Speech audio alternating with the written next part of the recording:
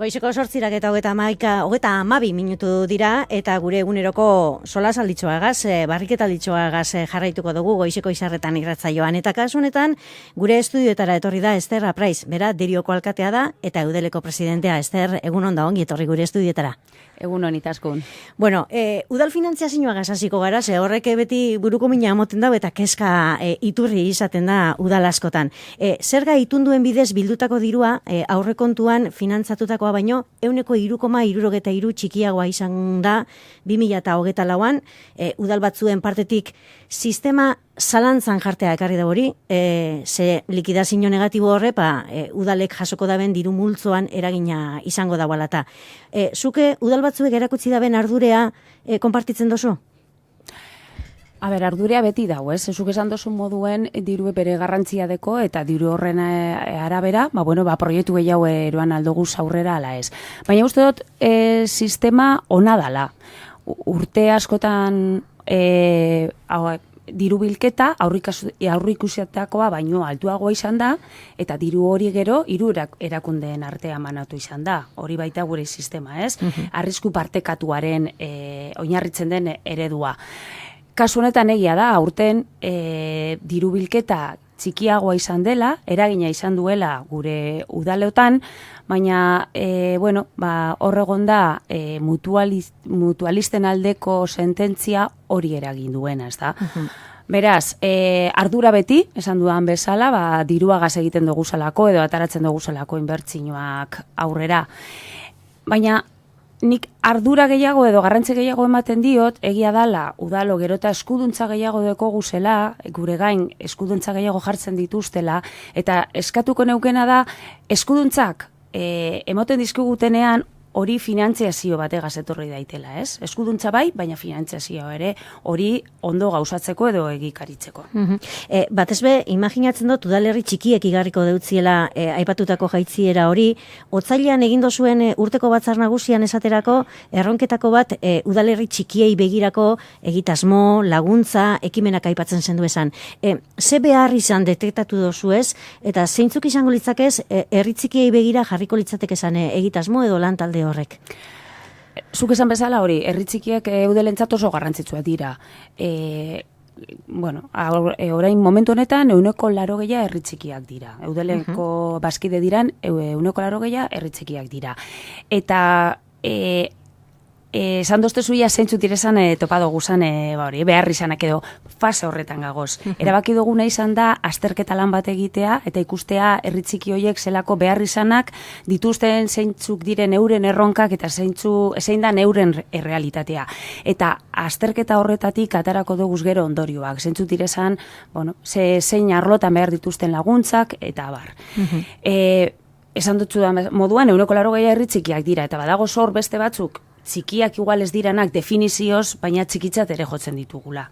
Beraz, haiek dira eudelen zerbitzua jasotzen dituzten gehiengo. Zeintzuk izango litzateke horrek? Hau da, definizioz txikiak ez dirana, baina txikitzat hartu liteke esan udal horrek? Derio adibidez, txikitzat hartzen dira 5.000 biztanle baino gitxiagokoak. Deriok 7.000 ditu. Beraz, Derion moduko beste hainbat ere badagoz eta txikitzat hartzen ditugu. Azken batean, hortik 5.000tik eta Bilbo moduko beste batera hor tarte handi bat dago. Esan duzu diagnostiko fasean zagoziela, baina imaginetan dut asko arakatu barik eta zentzuz jokatuta eta azken urteetan entzuten gabizan albisteak eta kontuan hartzen badoguz, saltokien falta, kutsazainen falta, osasun zerbitzuak hor izango dirala, imaginatzen dut, lan lehengoko begirada baten diagnostiko horretan urten leiki esenak, ez? Hori da. Ez da arlo erreza, ez? Azkenean, saltoki gehiago egotea. Lagundu beharko diegu, neurriak hartzen, saltokiak erakartzeko. Baina batez ere, momentu hogetan, modu orokor batean, esan dudan bezala, eskuduntza gehiago jasotzen ari gara, eta eskuduntza horiek gauzatzeko pertsonal falta dauki, ez? Herri txiki horietan normalean idazkari bat egoten da, administraria eta bi tekniko edo, eta horrekaz egin behar dabe guztia, ez? horretan lagundu egin bar jakie.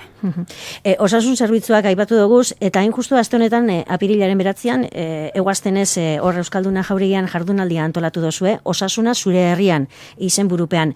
Nori zuzenduta eta ze helburugaz antolatutako jardunaldia izango da? Bai, udalei ere dagokigu eskumen arlo honetan osasuna sustatzearena eta Eusko Jaurlaritzari ere. Beraz,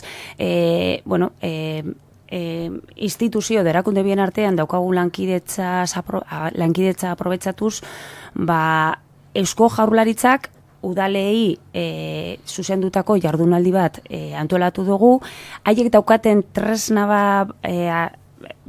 udalentzako erabilgarri izan daitekeen tresna bat aurkezteko, eta osasunarekin zerikusia dutena. Eta gero aprobetxatuko da bebai, udal esperientziak ere zabaltzeko eta danon artean konpartitzeko.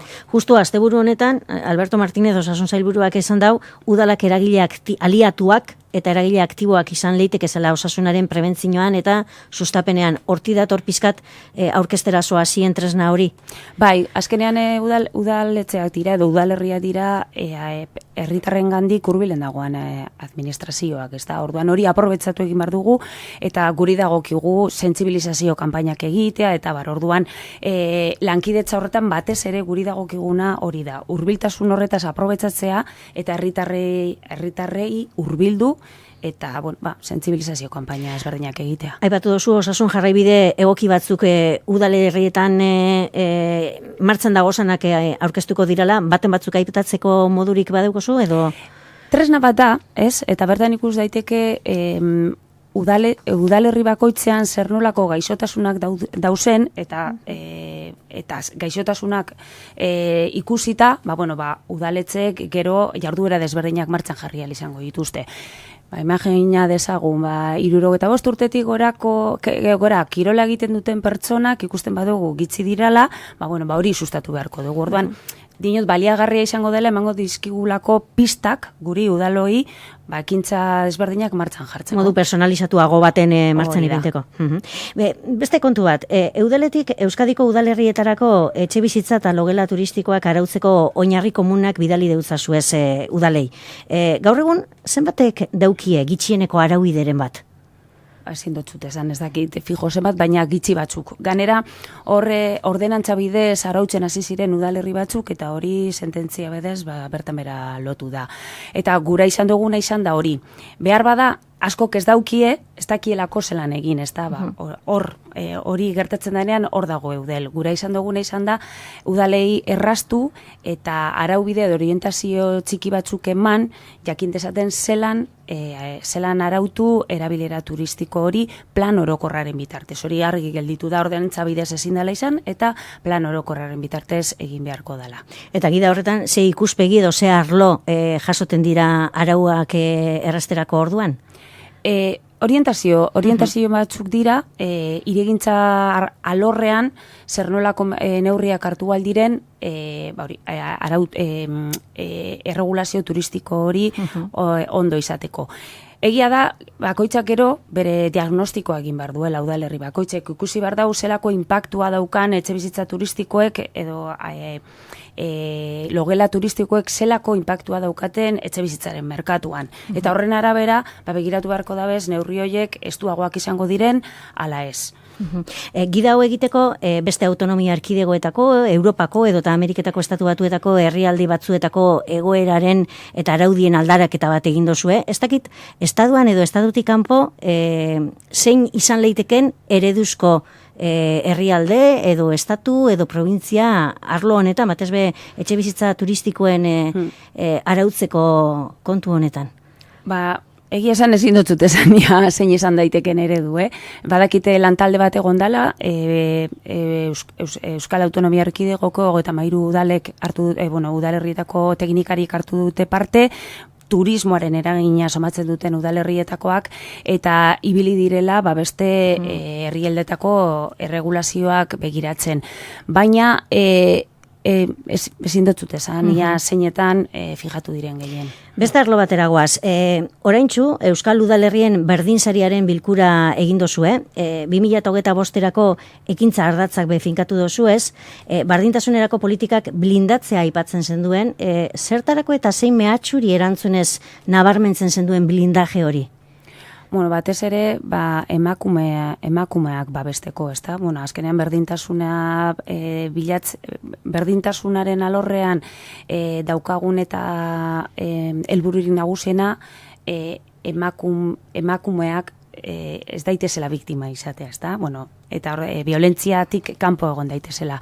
Eta horregaitik erronka nagusienetariko bat izango da, eta horrela adierazi genuen batzar orokorrean, emakume biktimei jarrera egiteko protokoloak eguneratzea. Orain arte egon dira herrialde asko protokoloa izan dutela, baina legea aldatu egin zen 2022an, eta horrek ekarri dau protokolo horiek eguneratzeko beharra. Emakunderekin egingo dugu lan hori, eurekin lankidetzan, beti bezala diagnostiko bat egingo dugu aurretik, gero tresna egokia prestatu egingo dugu udalerri laguntzeko, eta gero udalerri bakoitza izango da bere protokoloa diseinatuko duena. Eta aldaketarik eta garrantzitsuna izango da legeak orain arte emakumea baino ez zuela ikusten biktima bezala, eta orain biktima ere badira seme-alabak, familia eta orduan protokoloa edatu egin barko da, eta biktimatzat hartuko ditu pertsona guzti horiek. Eta gero, bueno, koordinazio zirkuituak ere errebisatu egingo dira, eta bertan emakumeen etxeak, alduntze eskolak eta bebai sartuko dira zirkuitu horretan. Ester, begira bilinaz eta berdinsare honetan 89 toki erakundek parte hartzen dabe, ze baldintza bete behar da udal batek sare honetako kide izateko zeholan, lehenengoko begira da baten emoten dau gitxi dirala. Udal asko dago Euskal Autonomia Erkidegoan, da 89 bakarri dago sare honetan. Baldintzak egia da, nahiko gogortzuak direzela, eta horregaitik, behar bada horregaitik ikusten dugu udalerri gitxi dauzela. Hori bebai badaukagu helburu bezala, ez? Erraztu nahi dugu txikiei, igual, baldintza horiek betetzea, erreza ez danez, txikiei laguntzea, askotan teknikari falta gaitik ez dituzte betetzen baldintzak. Eta orduan lortu nahi duguna da, herri txikiak elkartzea eta danon artean lortzea baldintza horiek betetzea. Eta horretan ere bagabiltza aurten, erronkatariko bat izango da hori. Lehen aipatu dut, otsailean batzar nagusia egin zen duela, eta erronka batzuk ipini dautzazu esela zeuen burueri 2025erako energia komunidadei buruz itaundu gura dautzut, ze gero eta herri gehiagotan sortzen hasita dagoz, elkarteak, norbanakoek, eta tartean udalak edo udalerakundea badira parte energia komunidade horretakoak. Gai honetan, lan azterketa berezidik aurrikusita daukozue udalei begira, zebeste gauek batzuetan antzera, oinarrezko jarraibide batzuk ez dakit zehaztutea izango litzateke buruan daukazuena? Ikusi dugu berriro ere udaleko eskumena daukagula komunidade hauek sustatzeko, baina zailtasunak ere baditugu. Duda asko ditugu, duda juridikoak, gero konplexutasun ekonomikoa ere badago tartean, eta eudeleri eskatu dozkuena da laguntza, eta horretarako, hor gauz eudel beti laguntza emateko prest. Eta 2025erako pentsatuta daukagu dekalogo bat egitea, eta dekalogo horretan alde batetik dagozan zalantzak argitu gura doguz, gero bestetik gomendioak eman, eta planteatu ditzakegun eredu ezberdinen artean, gero udal bakoitzak bere udal autonomiaren barne, erabakiko dau eredu bat aukeratzea edo beste bat. Eta askotan lan egiten dugun bezala, eudelek esperientzia eredugarriak izango ditu kontutan dekalogo hori diseinatzerak orduan. Aipatu dut, batzar nagusian makinatxo bat erronka ipini dutzazu zela zeuen buruari, herri txikiak aipatu dugu, udal herri txikiak aipatu dugu energia komunidadetan egingo dana, berdin sarean egintera zoazina, besterik aipatuko zeunkezuk? udalitz proiektu estrella esaten dana. Hori eudeleri dagokio bai negoziazio aurrera eramatea eta konpromiso sendo hartu dugu legealdi honetan udalitz eguneratzeko. Azkenengoa 2008koa da. Beraz, udalerriak atzetik izan ditugu, eskatzeko, eskatu zibilidera, hori, udalitz eguneratu egin bar dugula. Negoziazio prozesua hasi da, sindikatuekin egon gara batzar ezberdinak egin ditugu, eta orain, pendiente gauz, negoziazio maila eratzeko. Nik uste dut, datozen egunetan, posiblea izango dela maila eratze edo behintzat, horretan diardugu danok, eta uste dut lortuko dugula.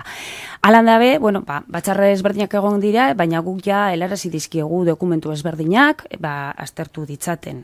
2008tik ona, araudi berria sartu da indarrean, eta berrikuntza horiek jasotzen dituen dokumentua helarazi diegu, ikusten joateko eta aztertzen joateko, eta gero bai negoziazio esparrua definitzen duen protokolo edo dokumentu bat ere helarazi diegu, hori azter dezaten, eta behin maila osotuta dagoenean, lanean hasteko edo jarraitzeko. Eta 2025 garren urte honetan prozesua hasita amaituko dela pentsetan duzu?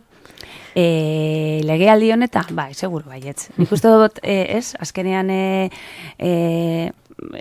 danon partetik, akordio batera heltzeko edo akordioetara heltzeko voluntadea badau, nik uste dute lortuko dugula. Ester Apraiz, Derioko alkate eta Eudeleko presidente. Eskerrik asko, gure estudioetara etortearren apirilaren 7. honetan. Hurrengora arte ondo bizi. Eskerrik asko zeueri gomidatzegaitik.